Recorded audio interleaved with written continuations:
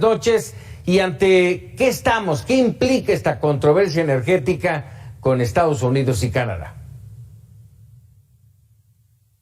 Correcto. Mira, en esencia, lo que está diciendo Estados Unidos es que hay una serie de decisiones que ha tomado el gobierno mexicano en materia energética que no son consistentes con los compromisos que están incorporados en el TEMEC. Concretamente, el reclamo es que muchas de las cosas que se han hecho, por ejemplo, y tú lo reportaste aquí oportunamente en tu espacio, Paco, cuando se propuso la reforma constitucional en materia energética que no fue aprobada, después o antes de eso, cuando hubo también cambios a la ley de la industria eléctrica que acabaron en la Suprema Corte de Justicia, una serie de decretos, amparos, todo eso tiene el objetivo de favorecer a las empresas del Estado, a Pemex y a la Comisión Federal de Electricidad, por encima de los participantes privados. Y eso va en contra de compromisos en materia de acceso al mercado, en materia de protección de inversiones, puede ser también que haya violaciones en materia ambiental, en fin, una serie de compromisos que Estados Unidos piensa que estas propuestas no pueden cumplir. Ante esa situación, Estados Unidos el día de hoy, y Canadá también lo anunció, pero falta ver por ahí el comunicado oficial.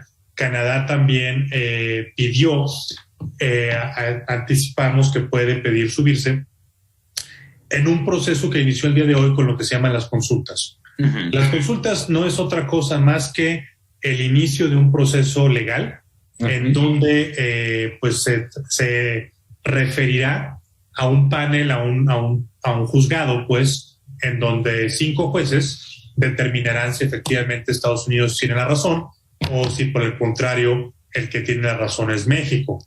Eventualmente, si después de que termine el proceso hay una decisión en contra de México, México tendría que modificar su legislación para hacerla compatible con estos reclamos. Si México se niega a hacerlo, uh-huh, Estados Unidos estaría en la posibilidad de incrementar aranceles a las exportaciones mexicanas. Los tiempos de esto, Paco, son muy cambiantes, pero yo creo que estamos ante un proceso que puede durar posiblemente un año, aproximadamente de aquí al verano del 2023, posiblemente estaríamos viendo una resolución final de todo esto. En esencia, eso es ante lo que estamos, Paco. ¿Qué tendría que hacer México? ¿Recomponer su política energética? Pues a ver, fíjate que le estás dando un punto muy, muy importante, Paco, porque por ahí anda una narrativa que dice que se habla mucho de la soberanía energética, uh-huh, se habla mucho de que ningún tratado puede estar encima de ciertos principios, etcétera, ¿no? Y a ver, todo eso es cierto, pero lo que pasa es que el TEMEC no está pidiendo eso. El TEMEC no dice tienes que favorecer a mis empresas por encima de las mexicanas. Uh-huh. El TEMEC no dice estás obligado a comprarme a mí y no comprarle a otro. Uh-huh. Lo que el TEMEC dice es que todos los participantes en un mercado van a tener las mismas condiciones para participar. Y no me hagas caso a mí, basta leer los considerandos de las iniciativas de ley que se han mandado al Congreso, uh-huh, en donde claramente se dice que el interés o el objetivo es favorecer a las empresas del Estado. Y eso, pues simplemente es muy difícil de reconciliar o de entender cómo ese objetivo puede ir de la mano con los compromisos de apertura y de protección de inversiones del TEMEC. Marcado, Juan Carlos, con el término de soberanía. Hoy el presidente apuntaba que se está defendiendo la soberanía energética y que México tiene derecho a cambiar sus leyes de acuerdo a nuestra Constitución. Bueno, a ver, en estricto sentido, los abogados constitucionalistas, discúlpame, los abogados constitucionalistas te dirían que a menos arriba de la pirámide está la Constitución y luego los tratados internacionales y luego el resto de las leyes. Entonces, sí, efectivamente, la Constitución está por encima de los tratados, uh-huh, pero dado lo que sucedió cuando el Congreso, la Cámara de Diputados, rechazó esos cambios a la Constitución, pues la Constitución sigue teniendo artículos en donde se promueve la libre competencia, en donde se preserva la apertura del sector energético, ¿sí? Y en donde se establecen las condiciones en las que los privados van a participar en esos mercados. Eso no ha cambiado porque la Constitución no se modificó. Y entonces la Constitución, al incorporar esos principios, es perfectamente consistente, más bien, al revés. El TEMEC es perfectamente consistente a como está ahora mismo la ley, es perfectamente consistente con la Constitución. Entonces, yo pienso que no hay realmente una inconsistencia entre mantener un grado de soberanía y dejar que los privados participen en un mercado. Es más, incluso lo llevaría más allá, Paco.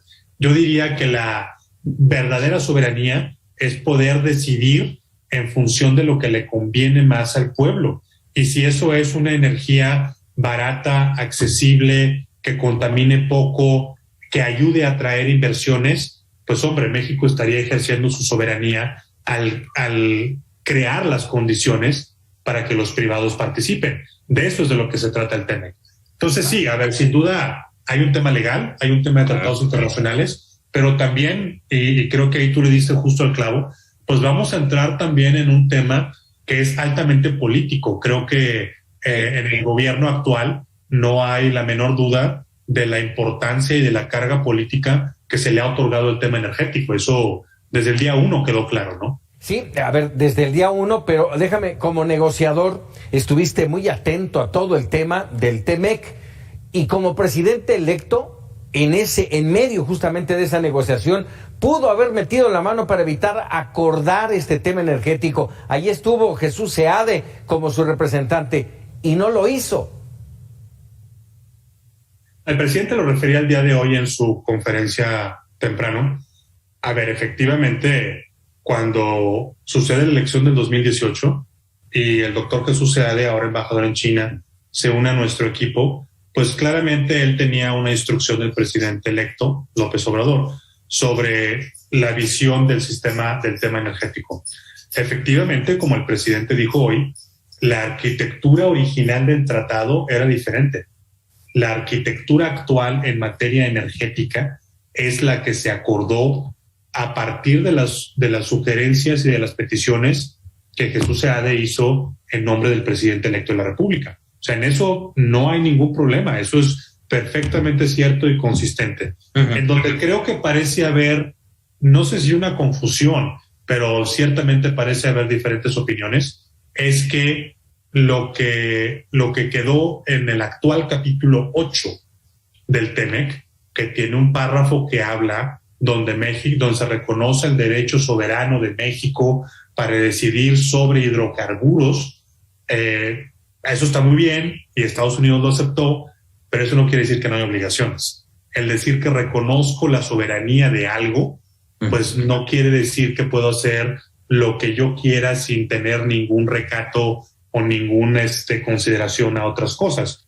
Se reconoció el derecho de México sobre decidir en el sector de hidrocarburos, que no electricidad, por cierto. Sí, desde luego, pero hay que leer eso de manera conjunta con las obligaciones del capítulo 32 del TEMEC, que es en donde me parece que hay opiniones divergentes. Opiniones divergentes como la de esta mañana, en la que el presidente dice, no va a pasar nada, nos tiene muy preocupados, uy, qué miedo, ¿así las cosas? De que va a pasar algo, definitivamente va a pasar algo. Yo no sé hasta dónde o qué decidirá el panel, pero pensar que toda esta situación, todas las preocupaciones de Estados Unidos, todo lo que hay alrededor, simplemente es un show, pues yo no concordaría con esa idea, ¿correcto? Más adelante, por supuesto, veremos también cómo reaccionan los mercados. O sea, estas cosas, más allá de la opinión que cada uno tenga, hay una manera muy, muy fácil de medir las reacciones en torno en esto. Si se incrementa las tasas de interés como factor del riesgo país, si hay una salida de capitales, si se detienen inversiones que iban a venir al país. O sea, ese tipo de cosas van a ser muy pronto claras allá afuera, para que tengamos más elementos de decir si va a pasar o no va a pasar algo. Vamos, implicaciones internacionales serias. Yo veo que puede haber implicaciones porque claramente hay muchas empresas y muchos países que están poniendo atención a este proceso, ¿sí? A lo mejor hay alguna inversión de una empresa que dice, pues yo me quiero ir a México, pero no sé si voy a tener el suministro de energía garantizado. Entonces, si el resultado del panel favorece a México, eso me va a dar una indicación de cuál va a ser la política energética, ¿sí? Si el resultado del panel favorece a Estados Unidos, tendrá que haber cambios en la estructura a la que nos referíamos, que seguramente me darán otra visión diferente. Entonces, sí, claro. En lo interno, ¿de qué tamaño será el golpe? Pues mira, a ver, si nos vamos a la última instancia y efectivamente Estados Unidos acaba imponiendo aranceles, pues sí, ahí la afectación podría ir en contra de toda la planta de exportación mexicana. O sea, si Estados Unidos incrementa aranceles, bueno, pues habría afectación en varios de los productos más exitosos que tiene México en el mercado estadounidense. Entonces, sí, la afectación puede ser horizontal en muchos aspectos. Maestro Juan Carlos Baker, académico, como siempre, muy agradecido que nos regales unos minutos. Agradecido soy yo, Paco, encantado de saludarte y siempre estoy a tus órdenes. Buenas noches. Muy buenas noches, Juan Carlos Baker, académico de la Escuela de Gobierno y Economía de la Universidad Panamericana, ex subsecretario de Comercio Exterior y negociador del TEMEC. Vámonos a temas económicos.